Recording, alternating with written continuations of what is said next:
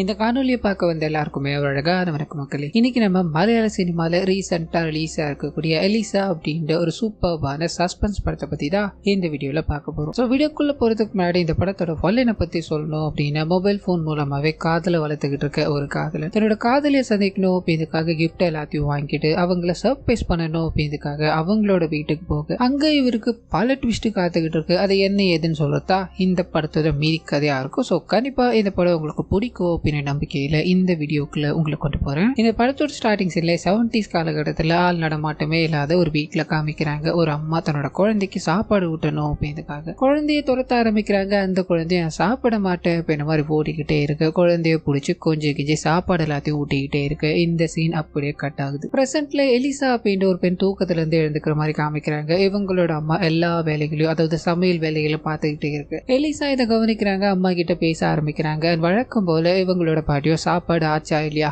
எனக்கு சீக்கிரமா சாப்பாடு வந்து ஆகணும் அப்படின்ற மாதிரி கத்திக்கிட்டே இருக்கு. இவங்களுக்கு இதே வேலையா போச்சு. சரி, நான் சாப்பாடு எல்லாத்தையும் செய்றேன், நீ போய் பிரஷ் பண்ணிட்டு வாமா அப்படின்ற மாதிரி எலிசாவை அனுப்பி வைக்கும் போது அவங்க தன்னோட ரூமுக்கு போறாங்க. காதலன் வேற ஒரு ஊர்ல இருப்பான். அவங்க கூட காலில் பேச ஆரம்பிக்கிறாங்க அப்படின்ற விஷயத்த நமக்கு இங்க காமிச்சிட்டு அப்படியே கட் பண்ணி சந்தீப் அப்படின்ற ஒரு கேரக்டர் கிட்ட போக ஆரம்பிக்குது. அந்த மனுஷன் ஒரு டாக்டரை சந்திக்கணும் அப்படின்ற மாதிரி போக இந்த காலகட்டம் இந்த குவாரண்டைன் முடிஞ்சு மக்கள் கொஞ்சம் கொஞ்சமா இயல்பு நிலைமைக்கு திரும்பிட்டு இருக்காங்க இல்லையா, அந்த டைமா இருக்கும். ஸோ நான் ஒரு முக்கியமான விஷயமா போயிட்டு வரேன், ஒரு நான் டைம் கிடைச்சது அப்படின்னா வீட்டில் வந்து சந்திக்கிறேன்டா அப்படின்ற மாதிரி இவர்கிட்ட சொல்லிக்கிட்டு டாக்டர் அங்கிருந்து போய்கிட்டே இருக்கு. அப்போ இந்த சந்தீப்க்கு எலிசாவோட காதலன் இருக்கான் இல்லையா, அவங்கிட்ட இருந்து கால் வர ஆரம்பிக்குது. ஸோ இந்த ரெண்டு பேரும் நண்பர்கள் போல நான் ஒரு விஷயமா வெளியே போக வேண்டியிருக்கு, உங்ககிட்ட கொஞ்சம் பேசணும், நீங்க வீட்டுக்கு வர முடியுமான்னு கேட்க இவரும் சரின்னு விளையாட்டாரு. கட் பண்ண இந்த சைடு சாப்பாடு எல்லாத்தையும் சமைச்சு எலிசாவோட பாட்டி கிட்ட கொண்டு போய் நீட்டும் போது அதுல ஃபுல்லா காய்கறிகளா இருக்கு. பயங்கர கடுப்போட தூக்கி அடிக்கிறாங்க. இதே காய்கறிகளை எத்தனை நாளைக்கு போடுவீங்க, எனக்கு எதுவுமே வேண்டாம்னு தூக்கி போட்டுக்கிட்டே இருக்கு. அவங்க அமைதியா அங்கிருந்து போறாங்க. அப்படியே கட் பண்ண ரேண்டமான ஒரு காட்டுக்குள்ள ஒரு நபர் தன்னோட உயிரை காப்பாத்திக்கணும் அப்படின்றதுக்காக வேக வேகமா ஓடிக்கிட்டே இருக்கு. ஒரு இடத்துல டிராப் செஞ்சு வச்சிருக்காங்க போல, அதுல அவரோட கால் மாட்டிக்கிட்டு ரத்த வெள்ளத்துல அங்க தப்பிக்கணும் அப்படின்ற மாதிரி போக அங்க ஒரு கரண்ட் கம்பி பாஸ் ஆகுது. அந்த கம்பியை எதிர்ச்சியா பிடிச்சி அந்த இடத்துல உடல் கருகி போறாரு. சோ அந்த உடலை யாரோ இழுத்துட்டு போறாங்க அப்படின்ற மாதிரியான விஷயங்களை நமக்கு இங்க காமிச்சிட்டு இந்த சைடு சந்தீப் அப்படின்ற ஒரு கேரக்டர் இருக்கா இல்லையா, அவர்கிட்ட போக ஆரம்பிக்குது. என்னத்தையோ ஒன்னத்தை மறைச்சிக்கிட்டு இருக்காரு. டாக்டர் கிட்ட அடிக்கடி பேனிக் அட்டாக் வருது அப்படின்ற மாதிரி டேப்லெட் எல்லாத்தையும் வாங்கி போட்டுக்கிட்டு இருக்காரு. சோ டாக்டர் இவர் வந்து டைம் கிடைச்சா வந்து சந்திக்கிற அப்படின்ற மாதிரி சொன்னார் இல்லையா, வந்து சந்திக்கிறாரு. சரக்கோட வந்திருக்காரு. சரக்கு குடிச்சுக்கிட்டே, டே நான் உனக்கு ட்ரீட்மெண்ட் பார்க்கணும் அப்படின்னா அவரோட லைஃப்ல என்னத்தையோ நீ மறைக்கிற, அந்த விஷயத்த வாய் விட்டு என்கிட்ட சொன்னா மட்டும்தான் என்னால உனக்கு உதவி பண்ண முடியும்னு சொல்ல அவர் ஆழ்ந்த யோசனைக்கு அப்புறமா தன்னோட வாழ்க்கையில நடந்த ஒரு டிராஜடியான சம்பவத்தை சொல்ல ஆரம்பிக்கிறார். சோ இவர் பாத்தீங்கன்னா ஒரு பெரிய பில்டர்ஸ் கம்பெனியை வச்சிருக்காரு அப்படின்ற மாதிரி இருக்கும். அந்த கம்பெனி நல்ல லாபத்தோட தான் போய்கிட்டே இருக்கு. அந்த சமயத்துலதான் ஒரு லேடி வேலைக்கு ஜாயின் பண்ணணும் அப்படின்ற மாதிரி வராங்க. பார்த்த உடனே இவருக்கு பிடிச்சி போயிடுச்சு. அவங்களோட திறமையை பார்த்து அவங்கள வேலைக்கு வச்சுக்க நாட்கள் போக ஆரம்பிக்குது. கொஞ்சம் க்ளோஸ் ஆயிடுறாங்க. அந்த சமயத்துலதான் அவங்களுக்கு சின்னதா ஒரு கடன் பிரச்சனை இருக்கு அப்படின்றது தெரிய ஆரம்பிக்குது. இதனால இவரே முன் வந்து அந்த பிரச்சனைகள் எல்லாத்தையும் தீர்த்து வைக்கும் போது தன்னோட காதலை வெளிப்படுத்துறாரு. அது கூடவே கல்யாணம் பண்ணிக்கணும் அப்படின்ற ஆசையை வெளிப்படுத்தும் போது அவங்க ஏத்துக்கிறாங்க. ரெண்டு பேருக்கும் கல்யாணம் நடக்குது. அது அப்படியே நாட்கள் போக ஆரம்பிக்குது. இவங்களோட வாழ்க்கை சந்தோஷமா போய்கிட்டே இருக்கு. அப்பதான் இவரோட மனைவிக்கு பிறந்த நாள் வருது. அந்த பிறந்த நாளை அவங்க மறக்க முடியாததா இருக்கணும். ஸோ அதுக்கு சூப்பர்பான ஒரு கிஃப்ட் பிளான் பண்ணணும் அப்படின்றதுக்காக தனியா இவரோட ஃப்ரெண்டு ரெசார்ட் ஒன்று இருக்கும். அந்த கன்ஸ்ட்ரக்ஷன் வேலைகள்லாம் நடந்துகிட்டு இருக்கும். அந்த ரெசார்ட்டை இவங்க ரெண்டு பேருக்கு மட்டும் புக் பண்றாரு. அண்ட் எந்த டிஸ்டர்பன்ஸும் இருக்கக்கூடாது அப்படின்ற மாதிரி மனைவியை கூட்டு போய் அவங்களுக்காக ஒரு கார் வாங்கி வச்சிருக்காரு.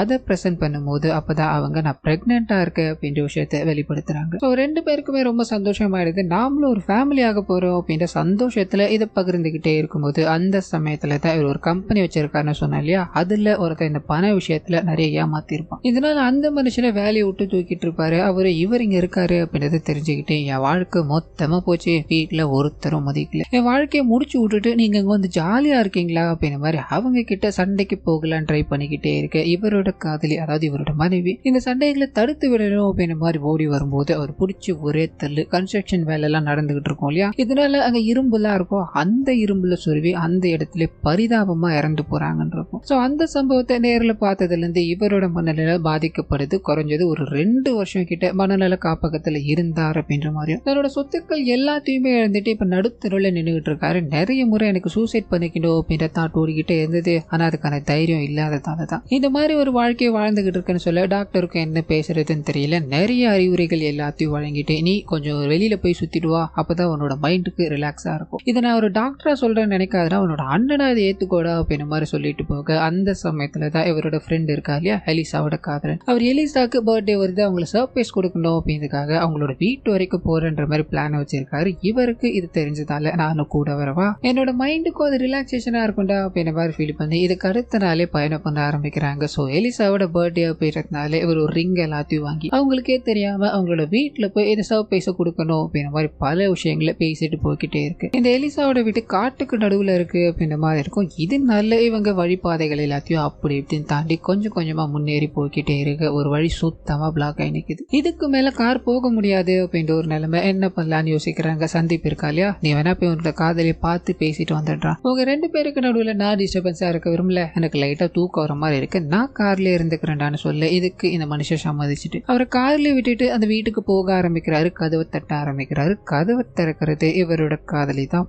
பயங்கர சர்ப்ரைஸோட, நீ வருவேன் நான் எதிர்பார்க்க வேலைடா அப்படின்ற மாதிரி உள்ள கூட்டு போய் அம்மாக்கு பரிச்சயமா இருப்பாரு ஏற்கனவே. ஸோ அதனால அம்மா கிட்ட ஒரு சில வார்த்தைகள் பேசிட்டு இவங்க 2 பேரும் தனியா ரூமுக்குள்ள போக ஆரம்பிக்கிறாங்க. அந்நூன்யமா இருக்க ஆரம்பிக்கிறாங்க. இதை தெரிஞ்சுக்கிட்டு இவங்களோட அம்மா ரூம்ல என்ன பண்ணிட்டு இருக்கீங்க, அவரை கூட்டுவா, வந்தவருக்கு குடிக்க கூட ஒன்றும் கொடுக்கலையே அப்படின்ற மாதிரி கூப்பிட்டு உட்கார வச்சு, தம்பி இந்த ஜூஸை குடிங்க, உங்களுக்கு சாப்பாடு ரெடி ஆகிட்டு இருக்கு, ஸோ நீங்க சாப்பிட்டு தான் போகணும் அப்படின்ற மாதிரி சொல்லிட்டு சமையல் வேலைகளை பண்ணணும்னு உள்ள போக இந்த மனுஷன் ஜூஸ் குடிக்க ஆரம்பிக்கிறாரு. அது கூடவே ரிங் எல்லாத்தையும் வாங்கிட்டு வந்தா இல்லையா, அந்த ரிங் எல்லாத்தையும் கொடுத்து சீக்கிரமா நம்ம கல்யாணம் பண்ணிக்கணும் அப்படின்ற விஷயங்களை பேசிக்கிட்டே இருக்கும்போது இவருக்கு தலை சுத்த ஆரம்பிக்குது. ஒன்னும் புரியல, ரெஸ்ட் ரூம் எங்க இருக்கு அப்படின்ற மாதிரி கேட்டு நடந்து போய்கிட்டே இருக்கும்போது பொத்துரு மயக்கம் போட்டு விழுறாரு. இதை பார்த்ததும் எலிசாக்கும் அவங்களோட அம்மாவுக்கும் என்ன பண்ணுறதுன்னு புரியல. தம்பி உங்களுக்கு என்ன ஆச்சு, என்ன நடந்துகிட்டு இருக்கு அப்படின்ற குழப்பத்துல அவரை தட்டிக்கிட்டு எழுப்பிக்கிட்டே இருக்கும்போது இந்த சீன் அப்படியே கட் ஆகுது. கண்ணை திறக்கும் போது, அதாவது அந்த நபர் எலிசாவோட காதலன் இருக்கா இல்லையா, அவர் கண்ணை திறக்கும் போது ஒரு இருட்டான ரூம் இருக்கு. அந்த ரூமுக்குள்ள இருந்து எலிசா, கண்ணை முடிச்சிட்டியா, உனக்காக தான் இத்தனை நாட்கள் நான் காத்துக்கிட்டு இருந்தேன், இன்னைக்கு நீயா சர்ப்ரைஸ் அப்படின்ற பேர்ல என்கிட்ட வந்து மாட்டிக்கிட்டியா, உன்னோட வயிறு பயங்கரமா வலிக்குமே, காரணம் என்ன தெரியுமா, உன் கிட்னியை நாங்க எடுத்தாச்சு, இது மூலமா நீ கொஞ்சம் கொஞ்சமா கொஞ்ச நேரத்துல இறந்து போயிடுவே, உன்னோட பாகங்கள் எல்லாத்தையும் எடுத்து வெட்டி வெட்டி நாங்க சமைச்சு சாப்பிட போறோம், ஸோ நீ சாகிறதுக்காக தான் நாங்க இப்ப காத்துக்கிட்டு இருக்கோம் அப்படின்ற மாதிரி சொல்ல இவருக்கு இது ஒரு ஜோக்கா இருக்குமோ அப்படின்ற மாதிரி, எனக்கு வலிக்குது, இந்த ஜோக்லாம் விட்டுடுங்க அப்படின்ற மாதிரி பல முறை கத்திக்கிட்டே இருக்கு. ஆனா அவங்க இது சீரியஸா தான் சொல்லிக்கிட்டு இருக்காங்க. ஸோ நீ செத்த உடனே நான் வந்து பாக்குறேன் அப்படின்ற மாதிரி அவங்க வெளியே போக கதவை சாத்திட்டு போயிடுறாங்க. வலியால இந்த மனுஷன் துடிச்சுக்கிட்டே இருக்கும்போது அவங்க தன்னோட அம்மாவை போய் சந்திக்கிறாங்க. அந்த நபர் போட்டு விட்ட மோதிரம் இருக்கு இல்லையா, அதை எடுத்து ஒரு பவுல் மாதிரி இருக்கும், அதுல தூக்கி போடுறாங்க. எக்கச்சக்கமான மோதிரங்கள். ஸோ இதுக்கு முன்னாடியே நிறைய பேர் இந்த மாதிரி வந்திருக்காங்க அப்படின்ற விஷயத்த நாம இங்க புரிஞ்சுக்கலாம். கட் பண்ணா இவரோட நண்பர்கிட்ட போக ஆரம்பிக்குது. பல மணி நேரம் ஆச்சு, இன்னொன்னு காணவே அப்படின்ற மாதிரி மொபைல்ல ட்ரை பண்ணி பார்த்துக்கிட்டே இருக்காரு. கனெக்ட் ஆகுற மாதிரி தெரியல. மறுபடியும் எங்கேயே போக ஆரம்பிக்குது. ஸோ அவன் நம்மளுக்கு கிடைச்சிட்டா, 1 மாசத்துக்கு தேவையான ஃபுட்டு கிடைச்சிருச்சு அப்படின்ற மாதிரி அம்மாவும் பொண்ணும் பேசிக்கிட்டே இருக்கு. அங்க இருக்க வயசானவங்க இருக்காங்க இல்லையா, அவங்க வந்து நீங்க அவனை கொன்னுட்டீங்களா, இந்த வாட்டியும் இதே மாதிரி தான் பண்ணிருக்கீங்களான்னு கேட்கும்போது இவங்க கடுப்பாகிறாங்க. உன் வேலை என்ன, அதை மட்டும் பாரு, எங்களோட விஷயத்துல தலையிடாத அப்படின்ற மாதிரி சொல்லிட்டு அம்மாவும் பொண்ணும் அவனை வெட்டி எடுத்ததுக்கு அப்புறம் நம்ம எந்தெந்த டிஷ் பண்ணலாம் அப்படிங்கிற விஷயத்த மெனுவா பேசிக்கிட்டு இருக்காங்க.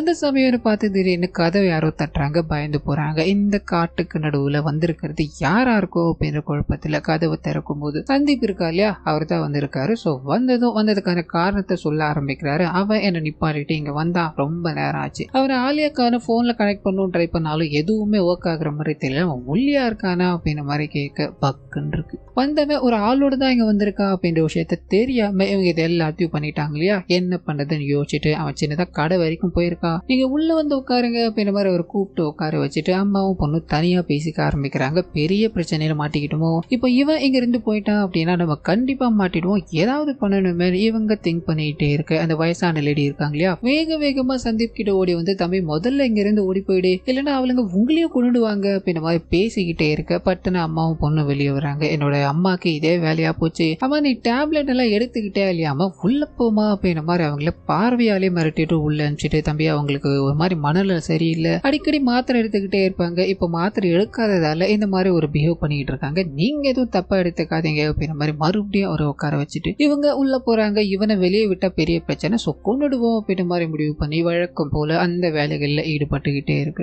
இந்த மனுஷனுக்கு அவர் கையில ஒரு போன் கிடைக்குது. அந்த போன் யாருது அப்படின்னா அவரோட நண்பருடையது. இங்க எங்க அந்த போன் இருக்கு, இவங்க கேட்டா அவன் கடைக்கு போயிருக்கான்றாங்க. ஏதோ ஒண்ணு இடிக்குது அப்படின்ற மாதிரி அவங்க வந்தது அவங்க கிட்ட பேச ஆரம்பிக்க ஏதோ ஒன்று தப்பா நடக்குது அப்படின்றது கன்ஃபார்ம் ஆயிடுச்சு. ஸோ கையில ஜூஸ் எடுத்துக்கிட்டு இந்த ஜூஸை குடிங்க அப்படின்ற மாதிரி இவரை கம்பல் பண்ணிக்கிட்டே இருக்கு. நம்மளுக்கு பிரச்சனை, இது குடிக்க கூடாது அப்படின்ற ஒரு எண்ணம். இதனால எனக்கு கோல்டா இருக்கு, நான் மாத்திரை போட்டாகணும், கொஞ்சம் சுடு தண்ணி மட்டும் கிடைக்குமா அப்படின்ற மாதிரி டைவர்ட் பண்ணி விட அவங்க இவன் வேற கடுப்பேத்திக்கிட்டு அவன் அவனுக்கு சுடு தண்ணி வேணுமா, நீங்க அதை கொடுக்க முடியுமான்னு கேட்டு அதுலயும் மருந்துகள் எல்லாத்தையும் கூட்டு வந்து கொடுக்கும் போது இந்த வாட்டியும் அவர் குடிக்கிறதா தெரியல. என்னோட மாத்திரையை நான் வண்டியிலே வச்சுட்டு வந்துட்டேன்னு நினைக்கிறேன், அது தெரியாம அவங்ககிட்ட தண்ணி கேட்டுட்டு எனக்கு இந்த தண்ணி வேணாம் அப்படின்ற மாதிரி சொல்லிட்டு அவங்க உள்ள போனது அவங்க தப்பிச்சு விடலான்னு ட்ரை பண்ணேன். இந்த விஷயங்கள் அவங்க 2 பேருக்கும் தெரிஞ்சு போயிடுச்சு. அவ்வளவுதாண்டி அவங்க தப்பிச்சு போக போறான், அவன் தப்பிச்சு போயிட்டான் அப்படின்னா நம்மளோட மொத்த இடமும் கொலாப்ஸ் ஆயிடும். அதாவது போட்டு வச்சிருக்க மொத்த பிளான் இது வரைக்கும் பண்ணது எல்லாமே போயிடும். அவனை எக்காரணத்து கொண்டும் இங்க தப்பிக்க விடக்கூடாது அப்படின்ற மாதிரி கையில ஒரு ஷார்ட் கன் மாதிரி வச்சிருப்பாங்க.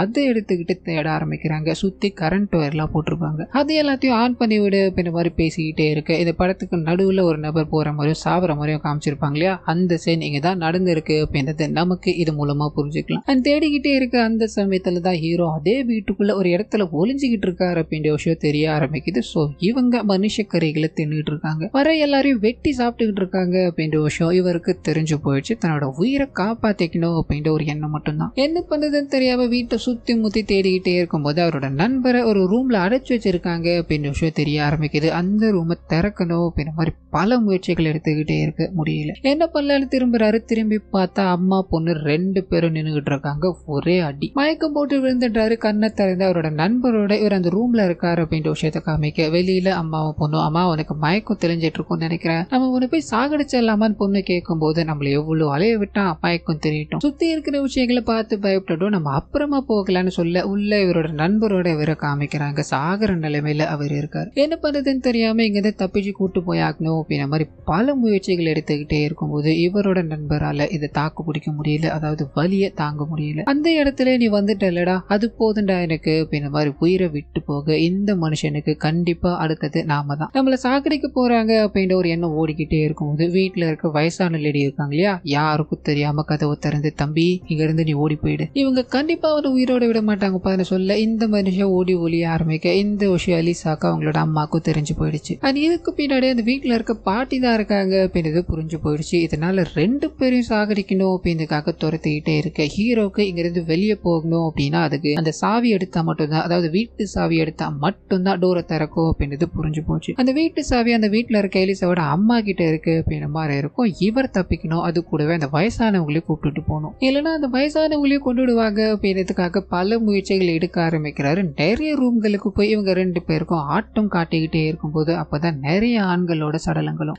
நிறைய ஆண்களோட கரிகளும் அங்க இருக்கிறத கவனிக்கிறாரு. பயந்து போறாரு. அந்த சமயத்துலதான் எலிசாவோட கன் இருக்கு இல்லையா, அந்த கன்னால ஒரு சுடப்படுறாரு அப்படின்றத காமிக்கிறாங்க. ரத்த வெள்ளத்துல அந்த மனுஷன் தத்தளிச்சுக்கிட்டே இருக்கும்போது இதுக்கு மேல முடியாது, இங்க இருந்து ஓடி ஒளிஞ்சாகணும், இல்லைன்னா இவங்களுக்கு இறை ஆயிடுவோம் அப்படின்ற ஒரே காரணத்துக்காக கையில கத்தி எடுக்கிறாரு. அசந்த நேரமா பார்த்து எலிசாவோட அம்மா இருக்காங்க இல்லையா, அவங்களோட கழுத்துல கத்திய வச்சுக்கிட்டு ஒழுங்கு மரியாதையா என்னையும் இந்த பாட்டியை இங்க இருந்து போக விடு, இல்லைன்னா அவங்களை கொண்டுடுவேன் அப்படின்ற மாதிரி மிரட்டி அந்த சாவியை புடுங்குறாங்க. வயசான லேடி கிட்ட சாவி எடுக்க சொல்லிட்டு கதவு திறக்க சொல்றாரு. அது இங்க இருந்து தப்பிச்சு போயாகணும் அப்படின்ற வேலைகளை பார்த்துக்கிட்டே இருக்க எலிசாவோட அம்மாவும் என்னடி யோசிக்கிற, அந்த கன் எடுத்து சுடுடி அப்படின்ற மாதிரி பயங்கரமா கத்திக்கிட்டே இருக்க இவங்க கன் எடுக்கிறாங்க. அந்த வெளியில போற பாட்டியை சுடணும் அப்படின்ற மாதிரி எய்ம் பண்ண அந்த எய்ம் தப்பா போடுது. எலிசாவோட அம்மா இருக்காங்க இல்லையா, அவங்களோட தலையில அந்த புல்லட் பாஞ்சு அந்த இடத்துல துடிதுடிக்க இறந்து போறாங்க அப்படின்றத காமிக்கிறாங்க. எலிசா ஓடி போய் அம்மாவை சுட்டுட்டுமே, அம்மாக்கு என்னாச்சுன்னு தெரியலையே அப்படின்ற மாதிரி அவங்களோட டெட் பாடியை பார்த்து அழுதுகிட்டே இருக்க இந்த விஷயத்த ஹீரோ கவனிக்கிறாரு. கன் எடுத்து எலிசாவை ஒரே அடி, ரத்த காயங்களோட அவங்க அங்க உட்கார்ந்துகிட்டே இருக்கும்போது அந்த வயசான லேடியை கூப்பிட்டுக்கிட்டு காட்டுக்குள்ள இருந்து, அதாவது வீட்டுக்குள்ள இருந்து தப்பிக்கிறார் அப்படின்ற விஷயத்த காமிக்கிறாங்க. முதல் வேலையா போலீஸ்காரங்களுக்கு இந்த விஷயத்த சொல்லி ஆகணும் அப்படின்ற மாதிரி அந்த வயசான லேடியை கூப்பிட்டு போய்கிட்டே இருக்கு. திடீர்னு இவரோட முதுகுல ஒரு குத்து. அது யார் குத்துறா அப்படின்ற மாதிரி திரும்பி பார்த்த இவருக்கு ஒரு பயங்கரமான அதிர்ச்சி காத்துக்கிட்டு இருக்கு. இது நேரம் வரைக்கும் கஷ்டப்பட்டு காப்பாத்தி கொண்டு வந்தார் இல்லையா, அந்த வயசானவங்க தான் இந்த வேலையை பார்த்திருக்காங்க. சோ அவரை அடிச்சு கட்டி போட்டுட்டு இதுக்கு பின்னாடி இவங்களும் தான் இருக்காங்க அப்படின்ற விஷயத்த சொல்ல ஆரம்பிக்கிறாங்க. ஒரு பிளாஷ்பேக் ஒன்று போக ஆரம்பிக்குது. இவங்களோட கணவரோட ஹனிமூனுக்காக ஒரு ஃபாரின் இடத்துக்கு போறாங்க. அந்த இடத்துல தான் கணவரோட இவங்க ஹனிமூன் வரல, கணவர் இந்த ஸ்மக்லிங் எல்லாத்தையும் பண்ணதுக்காக தான் இந்த ஏரியாவுக்கு வந்திருக்காரு அப்படின்ற விஷயம் தெரிய ஆரம்பிக்குது. ஸோ இது போலீஸ்காரங்க மும்முரமா தேட ஆரம்பிச்சதால இவங்களால தன்னோட சொந்த ஊருக்கு திரும்ப முடியாத ஒரு சூழல் ஏற்படுது. அங்கேயே மாட்டிக்கிறாங்க. என்ன பண்ணுறதுன்னு யோசிக்கிறாங்க. அப்படி இப்படின்னு உதவிகள் எல்லாத்தையும் எல்லாத்தையும் கேட்டுட்டு ஒரு பிரைவேட் ஜெட்ல, அதாவது 30 பேர் கொண்ட பிரைவேட் ஜெட்ல இவங்க அந்த ஐடென்டிட்டி எல்லாம் தெரியாம பயணிக்கணும் அப்படின்ற மாதிரி எல்லாத்தையும் பண்ணி அந்த டிராவல் பண்ணிக்கிட்டே இருக்கும்போது பட்டுன்னு அந்த பிரைவேட் ஜெட் இருக்கு இல்லையா, சின்னதா ஒரு கிராஷ் ஆகுது. பனிப்பிரதேசம் மாதிரி இருக்க இடத்துல விழுந்து போகுது. 30 பேரும் ஒரு சில காயங்களோட உயிர் தப்பிக்கிறாங்க அப்படின்ற மாதிரி இருக்கும். ஸோ இங்க நடக்கிற காலகட்டம் வந்து 72, அதாவது 1972. இதனால அந்த அளவுக்கு காப்பாற்றுற ஃபெசிலிட்டி எதுவும் இல்லாததால அவங்க ஆளுங்க வருவாங்க, தங்களை காப்பாற்றுவாங்க அப்படின்றதுக்காக வெயிட் பண்ண ஆரம்பிக்கிறாங்க. நாட்கள் போக ஆரம்பிக்குது. பசி கொடுமையால ஒருத்தரா இறந்து போய்கிட்டே இருக்க மிச்சவங்களுக்கு என்ன பண்ணுறதுன்னு தெரியல. உயிர் வாழ்ந்தாக்கணும் அப்படின்ற ஒரே காரணத்துக்காக இறந்து போனவங்களோட இறைச்சியை எடுத்து தின்ன ஆரம்பிக்கிறாங்க. அது மூலமா இவங்களுக்கு தேவையான ஃபுட் எல்லாமே கிடைக்க ஆரம்பிக்குது. கொஞ்சம் கொஞ்சமா நடக்க ஆரம்பிச்சு ஒரு நாட்டோட எல்லை பகுதிக்கு போய் சேர்ந்துட்டாங்க அப்படின்ற மாதிரி இருக்கும். அங்க இருந்து அப்படி இப்படின்னு ஏமாத்தி இவங்க இந்தியா வர்றதுக்கு பல நாட்கள் ஆயிடுச்சு. இங்க வந்து இவங்களுக்குன்னு தனியா ஒரு வாழ்க்கையை வாழ ஆரம்பிச்சிருப்பாங்க. அன்னைக்கு நடந்த சம்பவங்கள் எல்லாத்தையுமே மறந்துட்டாங்க, ஒன்னத்தை தவிர. அதாவது அந்த மாமிசத்தை சாப்பிட்டாங்க இல்லையா, அது ஒன்னத்தை தவிர. ஸோ அந்த சுவை இவங்களுக்குள்ள ஒட்டிக்கிட்டே இருக்கிறதால யாரும் இல்லாத, அதாவது அனாத குழந்தைங்களா பார்த்து இவங்களோட கணவர் வீட்டுக்குள்ள கூட்டு வராரு. அவங்கள சாகடிச்சு இவங்க அந்த மாமிசத்தை சாப்பிட்டுக்கிட்டு இருக்காங்க அப்படின்ற மாதிரி இருக்கும். ஸோ ஸ்டார்டிங் சீன்ல கூட ஒரு குழந்தைக்கு ஊட்டி விடுற மாதிரி காமிச்சாங்க இல்லையா, அது இந்த அம்மா தான். ஊட்டி விடுற குழந்தை தான் எலிசாவோட அம்மா அப்படின்ற மாதிரி இருக்கும். ஸோ எலிசாவோட அம்மாக்கு கத்து கொடுத்ததோ, அதாவது அந்த சுவையை தூண்டி விட்டதோ இவங்க தான், எலிசாக்கும் கொடுத்து விட்டதோ இவங்க தான் அப்படின்ற மாதிரி இருக்கும். நாளடைவில் அவ என்ன இக்னோர் பண்ணிட்டு அவளோட குழந்தைக்கு முக்கியத்துவத்தை கொடுக்க ஆரம்பிச்சா. அவங்க 2 பேரும் அந்த இறைச்சியை சாப்பிட்டுக்கிட்டு எனக்கு டெய்லி காய்கறிகளை மட்டும் போட்டுக்கிட்டே இருந்தாங்க. அதனாலதான் நீ இந்த வீட்டுக்குள்ள வந்த உடனே நீ எனக்கு தான், நான் உன்னதான் சாப்பிடணும் அப்படின்ற மாதிரி ஃபிக்ஸ் பண்ணிக்கிட்டேன். அதுக்கு உண்டான வேலைகளை பார்க்க ஆரம்பிச்சேன். அப்படி இப்படின்னு போய் கடைசியா இங்க வந்து முடிஞ்சிருச்சுப்பா, என்னை மன்னிச்சிருப்பா அப்படின்ற மாதிரி அவரோட கழுத்தறுத்து அந்த இறைச்சியை இவங்க சாப்பிட ஆரம்பிக்கிறாங்க. அப்படியே கட் பண்ண ஒரு சில நாட்கள் கழிச்சு, அதாவது ஒரு சில மாதங்கள் கழிச்சு அந்த வழியா ஒரு பர்சன் வராரு அப்படின்றத காமிக்கிறாங்க. பட்டுன்னு அவரோட வண்டி நின்று போகுது. என்ன பண்ணுறதுன்னு தெரியாம சுத்தி முத்தி பாக்குறாரு. இந்த வீடு மட்டும்தான் இருக்கு. காட்டுக்கு நடுவுல இவ்வளவு பெரிய வீடா அப்படின்ற மாதிரி கதவை தட்டும் போது எலிசா இருக்காங்க இல்லையா, காயங்களோட அங்க வந்து கதவை திறக்கிறாங்க. இந்த மாதிரி நான் ஒரு லேண்ட் வாங்கலான்னு வந்தேன், திடீர்னு வண்டி ஸ்டாப் ஆயிடுச்சு. அதை உதவி கேட்டு வந்தேன்னு சொல்ல அவங்க மேலேயும் கீழேயும் பார்க்க ஆரம்பிக்கிறாங்க. திரும்பி இவங்களோட அம்மாவோட போட்டோவை காமிக்க அப்படியே குக்கருக்கு போக ஆரம்பிக்குது. அந்த குக்கர்ல சமைச்சுக்கிட்டு இருக்கிறது இவங்களோட பாட்டி அப்படின்ற மாதிரி இருக்கும். ஸோ பசிக்காக இப்ப இவங்களோட அம்மாவோட உணவை சமைச்சுக்கிட்டே இருந்த இவங்களுக்கு இப்போ ஒரு பெரிய இறை கிடைச்சிருக்கு அப்படின்ற மாதிரி ஒரு சிரிப்பு சிரிக்க இத்தோடவே இந்த படத்தை முடிக்கிறாங்க அப்படின்ற மாதிரி இருக்கும். ஸோ ஒரு டிஃப்ரெண்டான ஒரு சஸ்பென்ஸ் த்ரில்லராக தான் இந்த படத்தை எடுத்திருப்பாங்க. கண்டிப்பா உங்களுக்கு பிடிச்சிருக்கும் அப்படின்ற ஒரு நம்பிக்கையில இந்த வீடியோவை நிறைவு செஞ்சுக்கிறேன். அதுக்கு முன்னாடி நம்மளோட சேனலை யாராவது லைக் அண்ட் சப்ஸ்கிரைப் பண்ணாம பார்த்துக்கிட்டு இருக்கீங்க, இல்லை இந்த வீடியோக்கு ஹைப் கொடுக்காம பார்த்துக்கிட்டு இருக்கீங்க அப்படின்னா மறந்துடாம அது எல்லாத்தையும்